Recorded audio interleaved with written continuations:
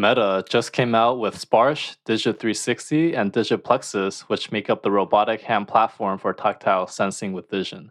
Let's dive into each one.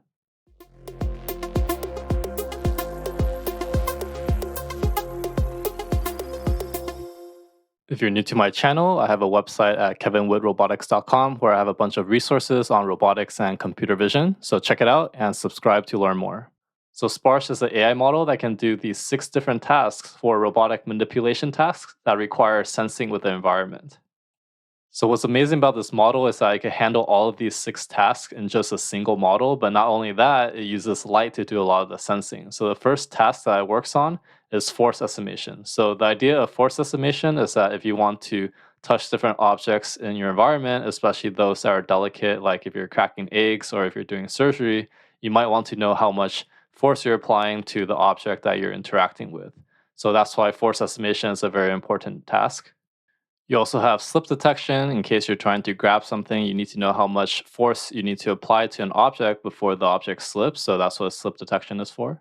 So then you have post estimation. So if you have an object in the space and you're trying to pick up an object, you need to know how to orient your hand so that you could pick it up in the right orientation. So here you can see here they're using Aruko markers. I have some videos on that, but they're using that as some feedback about the post estimation.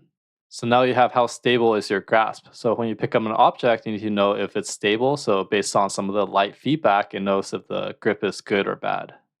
So next you have textile recognition. So this tells you the surface of the object, whether it's smooth or rough. So this is important because depending on what type of object you're handling, you may want to treat it a little bit different based on how much force you apply to it.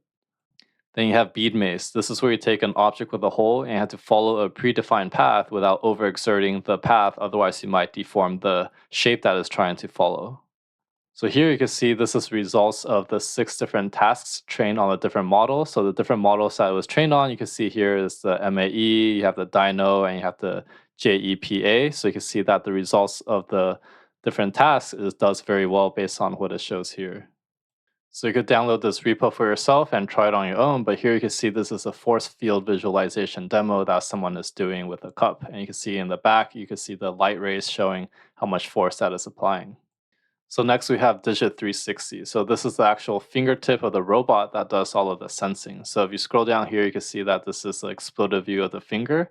But to look at more details of this finger, you can see here that this is a complete overview of the different parts of the finger. So you can see here that if you zoom in, you can see that we have the silicone fingertip on the top. So this is for some of the pressure sensing. You have like audio and pressure aspects to it. And then you have the sensing and illumination. So you get some lighting information. On the bottom of that, you have some lens mounts. So the different lenses will help amplify some of the signal. And then on the bottom, you can see that there's some fans, gas sensing. You also have some visual tactile sensing right here on the bottom, and some of the connections to communicate with the hardware.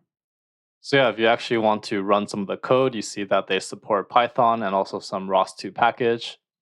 So if you're new to ROS, I have a playlist too on that, so go ahead and check it out. But yeah, you see they also have some reinforcement environments and simulation provided for you, so you could go ahead and check that out as well.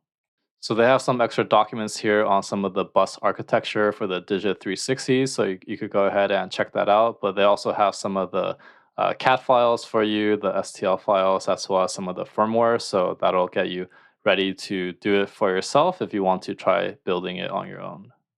And finally, right here, we have the Meta Digit Plexus. So this is a platform that ties in the software and the hardware, like the Digit 360 that we saw for the fingertips. So tie it together into a whole robotic hand. So you can actually have some practical applications. You could use some of the Sparsh software that we looked at earlier. So you could combine all of that. So you could have a smart, intelligent hand that can feel the environment. So you can see here that they're utilizing Aruko markers, which I talk about on my channel. So they use that for some of the post estimation to be aware of where their hand is in space. So you can see here they also have some documents on some of the architecture in terms of how their control and data is being processed. And you can see they have another document here showing some of the tactile sensing arrangement with the actual hardware and some of the PCB and sensors.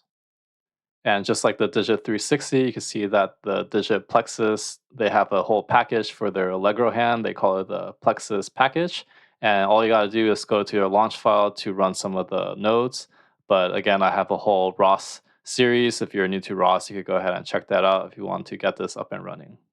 All right, so hopefully you got a good overview of the 3 different systems and you found this video helpful. Give a like and subscribe, and I'll see you in the next one.